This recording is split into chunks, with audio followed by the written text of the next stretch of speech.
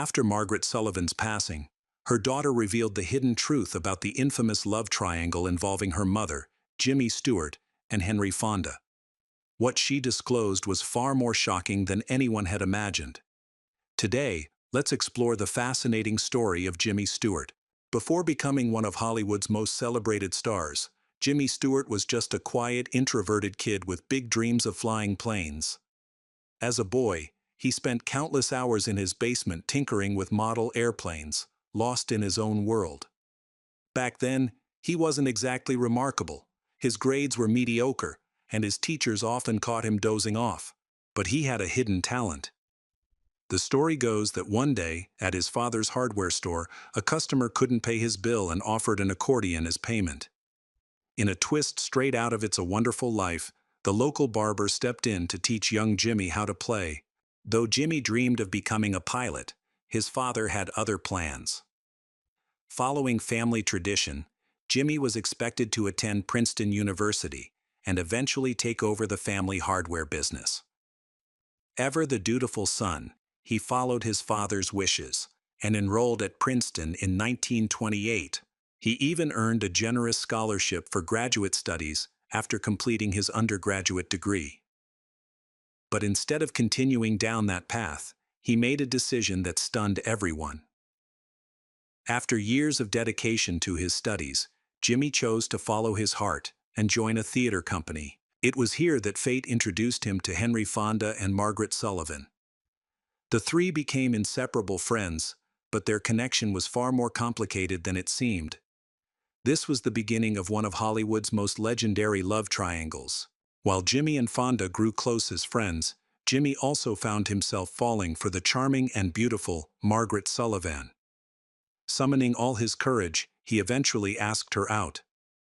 Sullivan later recalled his proposal as the most heartfelt and sincere she'd ever received, though it was also awkward. After turning him down, Sullivan's heart was soon claimed by none other than Henry Fonda. The two married in 1931, but Sullivan's fondness for Jimmy never wavered. She believed wholeheartedly that he had the potential to achieve greatness in Hollywood. By 1936, Jimmy Stewart had signed a contract with MGM, though his early roles were far from impressive. Meanwhile, Sullivan was thriving as a leading lady under Universal Pictures. But she wasn't about to leave Jimmy behind. When she came across the script for Next Time We Love, she knew the role of her leading man was perfect for him. There was just one hiccup: Universal had no idea who Jimmy Stewart was. Thanks to Sullivan's persistence, the studio agreed to give him a screen test, and he landed the part. And just like that, Margaret Sullivan became the catalyst for Jimmy Stewart's rise to stardom. At the time, Jimmy was far from the confident actor we'd later come to know. Young and inexperienced, he felt completely out of his depth on this big production. Even the director, Edward H. Griffith, began poking fun at his awkwardness on set. Determined to help him improve, she took it upon herself to coach him in the evenings. Under her guidance, Jimmy gradually began to tone down the clumsy mannerisms that, ironically, would later become one of his most endearing traits. Sullivan's efforts paid off, and even the director was impressed. MGM's Bill Grady, stunned by Jimmy's transformation, reportedly said the actor returned to the studio as a completely different person. But just as things seemed to be turning around for Jimmy professionally, he faced personal disappointment. In 1936, Sullivan remarried, but not to him. Coincidence? Maybe, but it definitely raised some eyebrows. While Jimmy quietly pined for Sullivan over the years, it was her first husband, Henry Fonda, who introduced him to his first Hollywood romance. In 1935, Jimmy began his infamous bachelor era with a short-lived fling with the legendary dancer Ginger Rogers. Their chemistry was undeniable, both on and off screen, as seen in the 1938 film Vivacious Lady. Behind the scenes, their relationship was fiery, with Rogers reportedly being his first romantic partner. At the time, he was 30. After Rogers, Jimmy's career brought him back into Margaret Sullivan's orbit. The two reunited in 1938 for their second film together, The Shop-Worn Angel. it is impossible not to notice that the affection Jimmy had for Sullivan went beyond just work. Walter Pidgeon, who played the third part of the film's love triangle, later remarked how obvious it was that Jimmy was in love with her. During the filming of The Shop-Worn Angel, Jimmy was also seeing another Hollywood star, Norma Shearer. Their passionate fling lasted 6 weeks. Loretta Young, known for her beauty and virtuous reputation, was next in line. While she fell hard for Jimmy, it became clear he didn't feel the same way. Predictably, their relationship fizzled out, leaving Young heartbroken. Jimmy, however, wasn't ready to settle down just yet. Life as a bachelor was far too tempting, offering endless opportunities. The next leading lady in Jimmy Stewart's life was Marlene Dietrich, and their affair was as scandalous as it was short-lived. The two grew close while filming Destry Rides Again in 1939, despite the fact that Dietrich was married. However, their romance came to an abrupt and dramatic end when Dietrich revealed she was pregnant. Jimmy, far from overjoyed, expressed his desire for her to terminate the pregnancy. Dietrich went through with the abortion, but the relationship was irreparably damaged. By the time filming wrapped, Jimmy had cut ties for good, leaving Dietrich heartbroken. In her memoir, she barely mentioned Jimmy, dismissing their affair as insignificant in a manner that painted him as just another fleeting romance in her life. It was a cold that painted Jimmy as just another fleeting romance in her life. By 1940, while his love life remained rocky, his career was soaring to new heights. That year turned out to be a major turning point for Jimmy professionally. He reunited with his favorite co-star, Margaret Sullivan, on 2 projects, including The Shop Around the Corner. But the real highlight of 1940 came with the romantic comedy The Philadelphia Story, where he shared the screen with Hollywood icons Cary Grant and Katharine Hepburn. Critics praised Jimmy's comedic timing, and the movie became a massive box office hit, cementing his status as one of Hollywood's brightest stars. Behind the scenes, though, Jimmy struggled with nerves. Thankfully, Noel Coward stepped in with some much-needed encouragement, helping him push through his self-doubt. In the end, Jimmy delivered a performance that earned him the highest honor of his career. At the 1941 Academy Awards, both Jimmy and his former roommate Henry Fonda were nominated for Best Actor. This time, it was Jimmy who walked away with the Oscar for his role in The Philadelphia Story. However, for Jimmy, the win was bittersweet. Jimmy privately believed he didn't deserve the award, feeling it was more of a consolation prize after losing the previous year for Mr. Smith Goes to Washington. Some speculated that the Academy was making up for that earlier loss. Before the war swept him away, Jimmy had one last notable romance, and it nearly led to marriage. He became deeply involved with Olivia de Havilland, a fellow screen legend. In fact, Jimmy proposed to her, but de Havilland turned him down, as she believed he was not yet ready for the commitment of marriage. There was another reason, too. During their courtship, de Havilland had fallen for director John Huston. Ultimately, she chose Huston over Jimmy, leaving him heartbroken once again. Jimmy Stewart's path to the altar was anything but smooth, and his life took a dramatic turn when World War II erupted. Coming from a fiercely patriotic family, he didn't think twice about stepping up to serve. In fact, he became the first major Hollywood star to enlist, but there was a hitch. His lanky frame didn't meet the Army's weight requirements.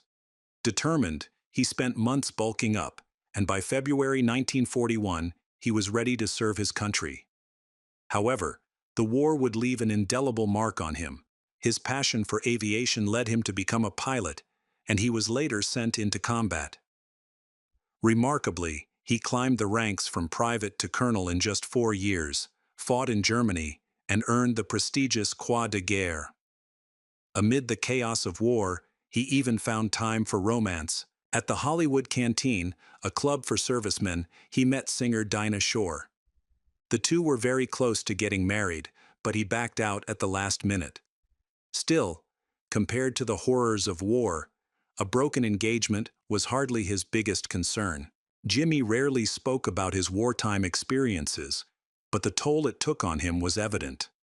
A biographer revealed that the trauma deeply affected him.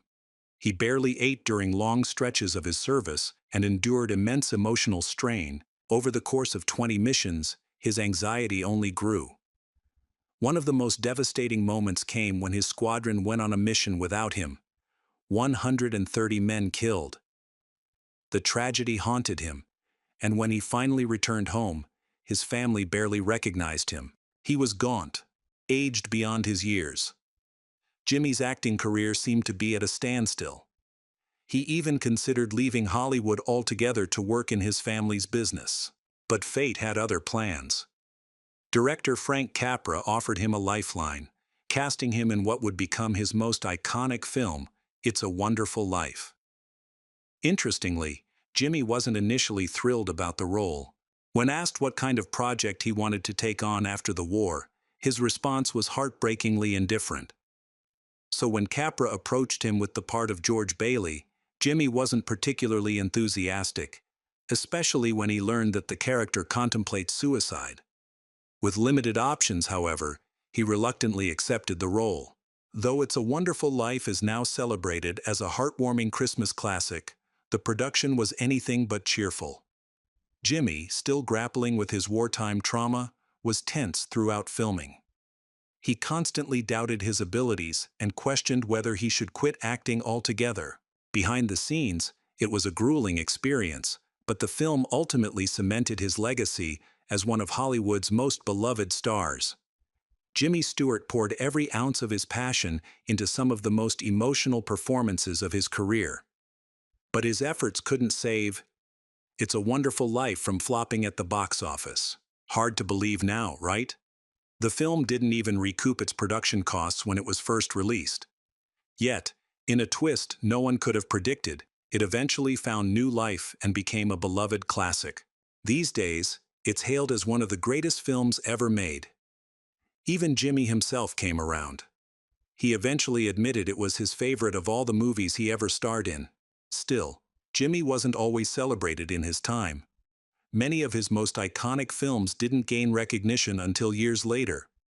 Take his collaborations with Alfred Hitchcock, for instance. Together, they made unforgettable thrillers like Rear Window and Vertigo. When Vertigo bombed critically and commercially, Hitchcock reportedly blamed Jimmy, saying he looked too old for the role. Pretty harsh, especially considering Jimmy had just spent 4 grueling years in World War II. To make matters worse, when Hitchcock cast his next film, North by Northwest, he passed over Jimmy. Instead, he chose Cary Grant, who was 4 years older than Jimmy. While his career had its share of letdowns, Jimmy's personal life found stability later on. Known as quite the ladies' man in his younger days, Jimmy finally settled down in his 40s when he met Gloria Haytrick MacLaine. Their first meeting, at a Christmas party in 1947, didn't exactly go smoothly. Jimmy had a bit too much to drink.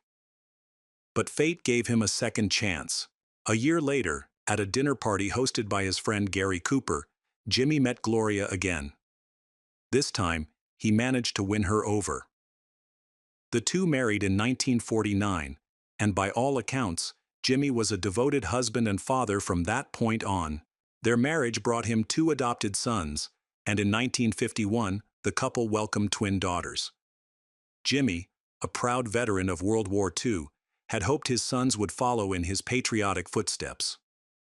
Tragically, his eldest son, Ronald, died in Vietnam in 1969, a loss that deeply affected Jimmy, and that wasn't the only grief he endured. Nearly a decade earlier, in 1960, Jimmy lost someone who had once meant a great deal to him, Margaret Sullivan. Sullivan lost her hearing and eventually succumbed to a mental breakdown. His wife later admitted that he was never quite the same after losing Sullivan. Jimmy's heartbreak didn't stop there. He outlived Gloria too, and her death left a void he never truly filled. Despite these personal tragedies, his reputation has largely remained untarnished, though one surprising revelation did surface after Sullivan's passing. In a memoir written by Sullivan's daughter Brooke, it was revealed that Sullivan and Jimmy had secretly carried on a year-long affair. This occurred during her marriage to Jimmy's close friend, Henry Fonda. It was a hidden chapter in the life of a man whose public image was otherwise wholesome and dignified. Through it all, successes, failures, love, and loss, Jimmy Stewart's life was as complex and layered as the characters he so brilliantly brought to the screen. After losing his wife Gloria in 1994, the actor struggled with heartbreak. Just 3 years later, he passed away from heart failure. However, his final moments weren't lonely, as his loved ones were by his side, and the entire nation grieved his loss. Even President Bill Clinton referred to him as a national treasure, an exceptional actor, a true gentleman, and a devoted patriot. Thank you for listening to Jimmy Stewart's story. If you found it interesting, don't forget to like and subscribe. See you next time.